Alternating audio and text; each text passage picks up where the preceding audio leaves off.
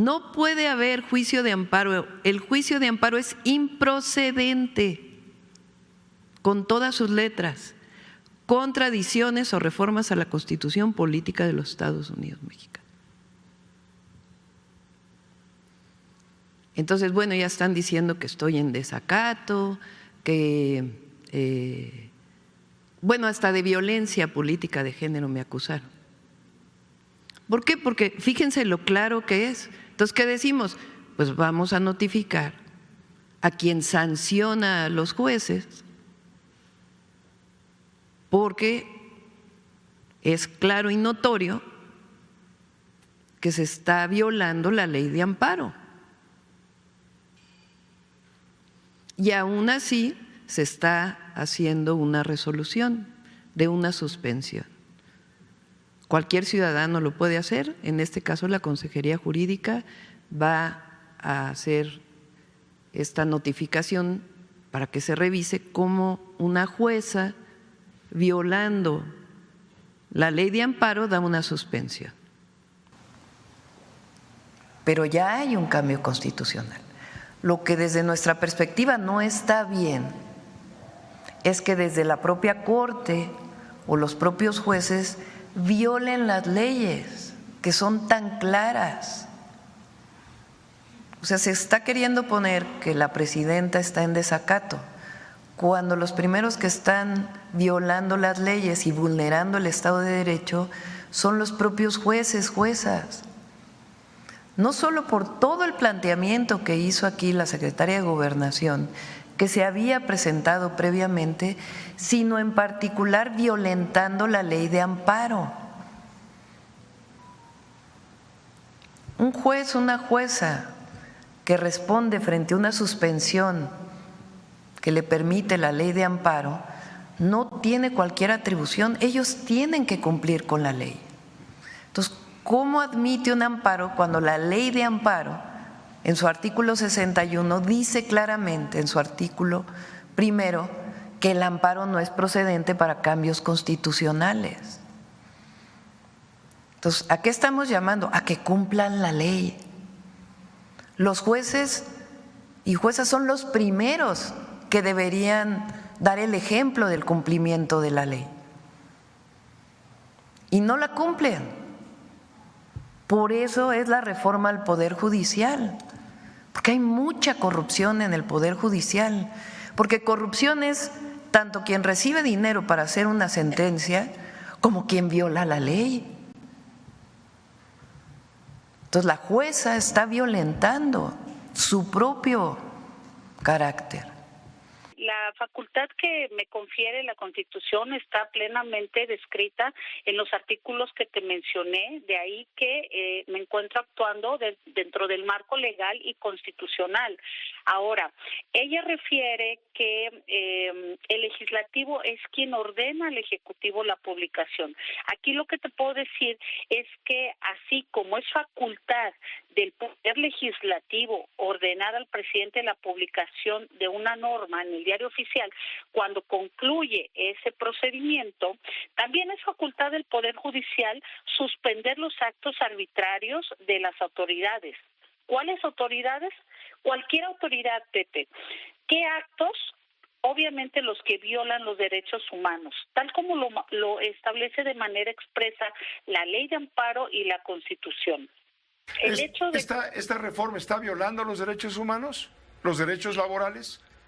Esta reforma, bueno, mejor dicho, el procedimiento previo a la reforma está violando derechos humanos de las quejosas en razón de que la reforma tiene como finalidad la vulneración de la independencia judicial. En este aspecto, bueno, pues todos los mexicanos tendríamos un efecto negativo si es que la independencia judicial se socava. ¿Por qué? Porque los jueces ya no tendrían esa libertad para decidir sin presiones alguna. desde el partido oficialista, sino que tendrían que someterse a la voluntad y a los intereses de pues quien los postule o quien ejerza el poder desde, podría ser el Ejecutivo mismo o el Legislativo a través de cualquiera de sus cámaras. La Presidencia de la República dice, se trata de una decisión ilegal, porque el juicio es improcedente y por lo tanto no se pueden otorgar ese tipo de suspensiones. También esa es una opinión interesante, pero es una opinión de la parte demandada. Y como decimos en el medio judicial, las decisiones judiciales se atacan o se acatan. El camino que tienen las partes en un juicio es combatirla, no opinarla. Si estiman ellos que esta decisión de la jueza tiene los efectos que señalan, que lo recurran. Para eso hay tribunales que encauzarán sus argumentos y podrán decidir si la jueza en efecto se equivocó y podrán revocar esa decisión, como ha pasado en otros juicios de los cientos de juicios que ya tenemos. Lo que no es correcto es que las partes se asuman como el juez. Que las partes digan, como esa decisión no me gusta, esa no la voy a cumplir. Como esa decisión sí me gusta, sí la voy a cumplir, pero cuando yo pueda. Como esa decisión, pues dice que me alcanza a mí, pero yo pienso que yo no soy responsable, pues yo hago como que no la conozco. Si la decisión es en contra de una persona, esa persona, como cualquier ciudadano, como en cualquier juicio, tiene dos caminos, o la recurre o la cumple. Y lo que haga fuera de estos dos mecanismos es ni más ni menos que una opinión de la parte que ha perdido, al menos hasta ese momento. Mire, hay tres formas en que se puede impugnar una ley o una resolución de un acto de autoridad, que es el juicio de amparo, la controversia constitucional y la acción de inconstitucionalidad. En este caso se trata de un amparo. Y la ley de amparo es muy clara en su artículo 61, donde señala que el amparo es improcedente contra reformas a la Constitución. ¿Y qué es lo que estamos frente a nosotros? Pues el 15 de septiembre de este año se aprobó una reforma constitucional. Entonces, la jueza determina la procedencia del amparo y además emite una suspensión y con efectos restitutorios para que se elimine del Diario Oficial de la Federación esta reforma que fue publicada el pasado 15 de septiembre. Entonces, ante la improcedencia del juicio de amparo, pues en principio me parece que no procedería ni la admisión ni la suspensión en cuanto a esto se refiere. No conozco la resolución, habría que revisarla cuidadosamente. La Asociación Nacional de Magistrados de Circuito y Jueces de Circuito y Jueces de Distrito del Poder Judicial de la Federación nos ha llamado la atención de la comunidad nacional e internacional, señalando que, cito,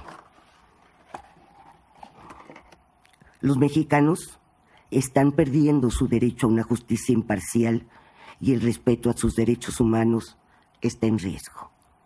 La politización de la justicia, la desaparición de la carrera judicial y la erosión de la certeza jurídica no solo afecta a los ciudadanos, sino que también comprometen la confianza en el sistema judicial, crucial para el desarrollo económico y social del país. Cierro cita. No cabe duda, y hay mucha evidencia que nos proporciona la historia y el presente, en muchas latitudes, de que los derechos humanos están en riesgo cuando el poder, de cualquier tipo, no puede ser contenido, frenado y controlado. Es también una verdad evidente que uno de los propósitos de un poder judicial independiente, y lo subrayo, independiente, es proteger los derechos humanos y ser un contrapeso al poder que no podría amenazar esos derechos.